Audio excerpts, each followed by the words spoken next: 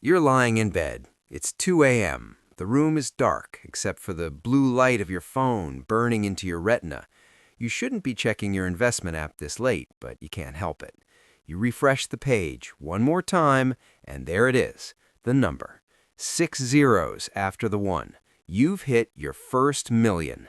For about 30 seconds, you feel like you've won the game. You imagine the quit letter you're going to write, the car you're going to buy, the freedom. But then the notification pings. It's a credit card offer for a premium black card because you're now pre-qualified. It's a message from a friend asking to borrow money because you're set. It's the sudden realization that the tax bracket just got steeper. The celebration dies fast. You realize hitting the number wasn't the finish line. It was the moment the world decided you finally had enough to lose. Most people hit this number, and within 5 years, they're back to zero. Here's the catch.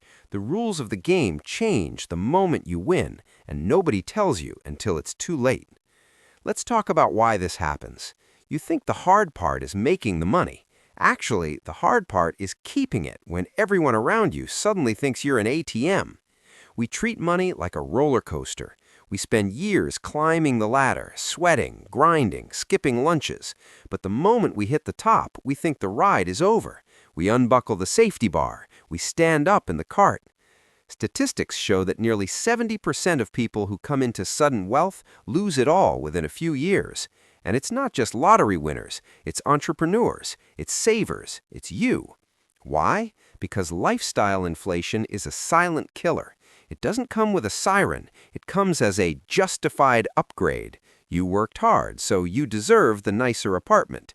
You saved so much, so you deserve the vacation. The system is tuned so most people never wander too far from the starting line.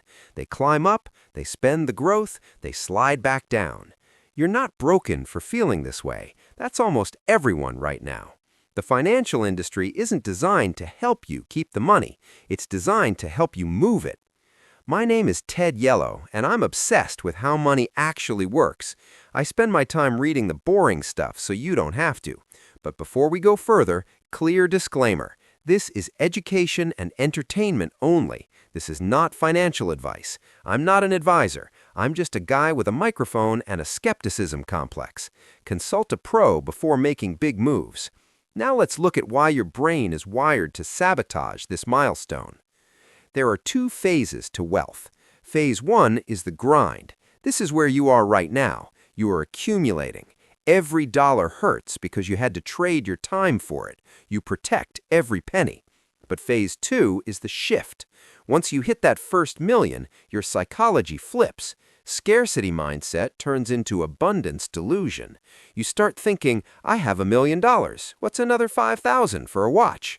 The problem is that $5,000 isn't just cash. It's seed corn. It's the thing that grows the next million. But the system incentives are working against you.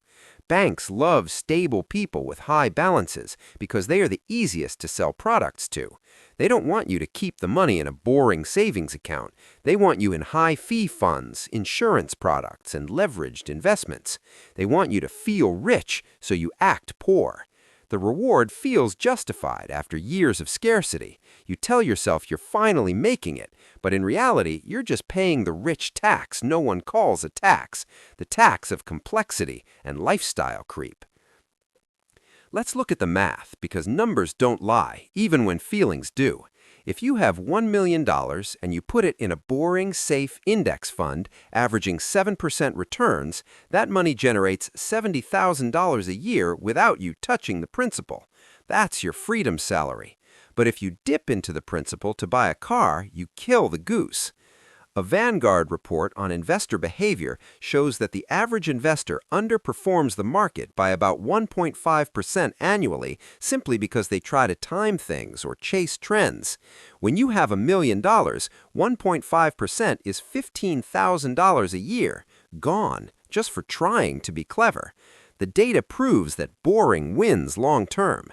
The people who stay wealthy aren't the ones making risky bets. They're the ones who understand that the first million is about defense, not offense. You need to protect the floor so the ceiling can build itself. Let's compare 2 people. Let's call them John and Josh. Both hit $1 million at age 40. Same job, same savings rate. John feels he's arrived. He upgrades his house. He leases a luxury car because he can afford the payments. He starts investing in hot tips because he has capital to play with. Within 10 years, John's expenses have eaten his growth. He's still working because the million is gone, tied up in depreciating assets. Now look at Josh.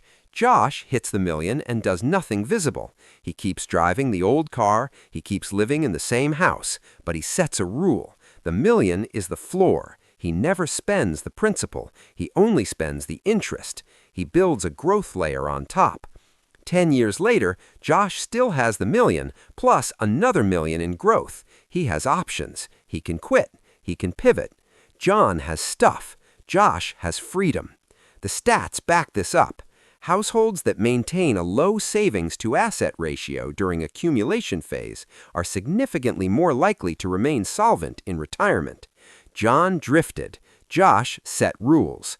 So how do you be Josh? You need a playbook.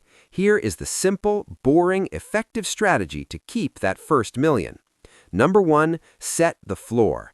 Decide that the first million is untouchable principal. It is not for spending. It is for generating income. Number 2, build the growth layer. Any money you make after hitting the million goes into high-growth assets, not lifestyle upgrades. Number 3, the options layer. Use the income generated to buy freedom, not things. Freedom is time. Things are clutter. Number 4, be suspicious of sales. Anyone who calls you because you have money is trying to take it. Hang up.